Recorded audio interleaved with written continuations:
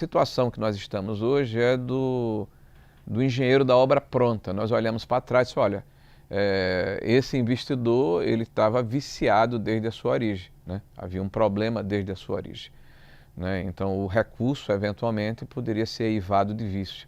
Nós podemos falar isso agora, né? Mas não podíamos falar naquela oportunidade.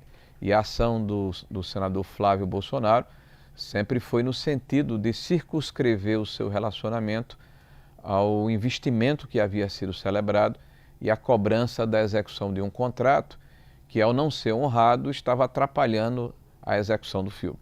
Tá? Então, até o que foi vazado de maneira criminosa, aliás, é uma questão que é necessário se jogar luz a respeito, há uma seletividade no vazamento de informações. Nós temos notícia que há quase 7 teras de informação, 8 celulares, milhares de fotos, áudios e vídeos, e coincidentemente é vazado um áudio específico sobre o Flávio Bolsonaro. Por isso, inclusive, que procurei ontem o ministro relator do processo, o senhor André Mendonça, e pedi que ele observasse essa situação, porque nós queremos que haja esclarecimento, que haja investigação, mas não seletividade e direcionamento, porque isso é publicizado, né, por um site, por uma revista, por um veículo que notadamente e sabidamente é de esquerda, e outras situações que certamente virão à luz do dia não saíram com a mesma velocidade ou com a mesma intensidade, né? Mas, é uma senador, seletividade nesse processo. O senhor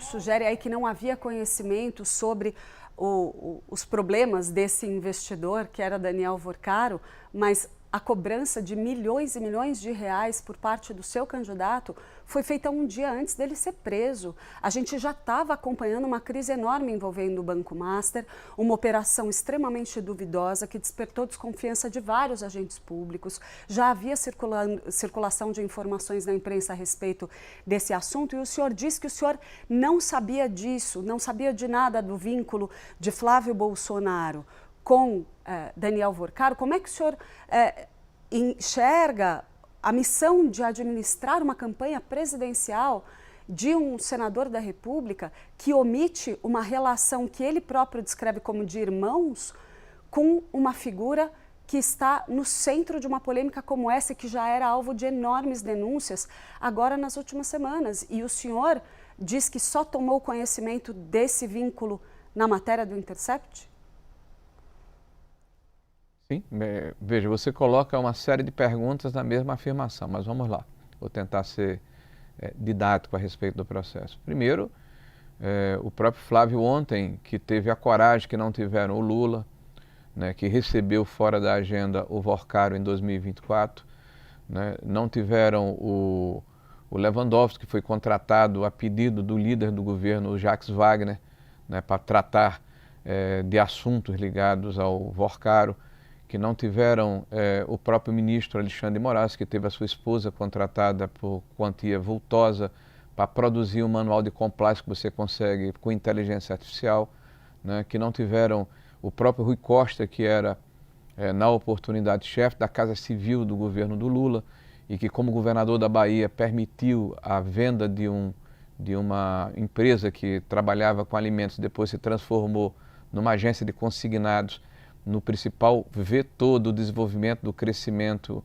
econômico do Banco Master. O Flávio Bolsonaro foi a público, num ambiente hostil, né, para ser inquirido sem nenhum acerto prévio sobre tudo que aconteceu, e naquela oportunidade ele falou a respeito de por que ele omitiu, né, ou não falou do seu vínculo com o Vorcaro, né, justamente porque havia uma cláusula de confidencialidade e que, caso ele admitisse que havia alguma relação, por via a pergunta subsequente seria que relação seria essa, poderia afetar justamente essa cláusula de confidencialidade. A cobrança que ele faz um dia ou 2 dias antes da prisão do Vorcaro é justamente no sentido de dizer, olha, até maio de 25 essas obrigações que foram tratadas estavam sendo cumpridas, agora não estão mais, né? Nós não sabíamos que ele seria preso, nem eu, nem você, nem o Brasil. Nós não temos informação privilegiada, a prisão aconteceu de forma subsequente, né? E essa abordagem, para quem já havia contribuído com uma quantia vultosa, era, você vai continuar pagando ou nós iremos buscar outros investidores. A forma como o Flávio se dirige é uma forma que tem muito a ver com a forma como ele trata todos nós. Ele é uma pessoa extremamente cortês, é uma pessoa que veio de uma determinada região do país e que tem, é evidente, a tipicidade, a forma como ele trata as pessoas.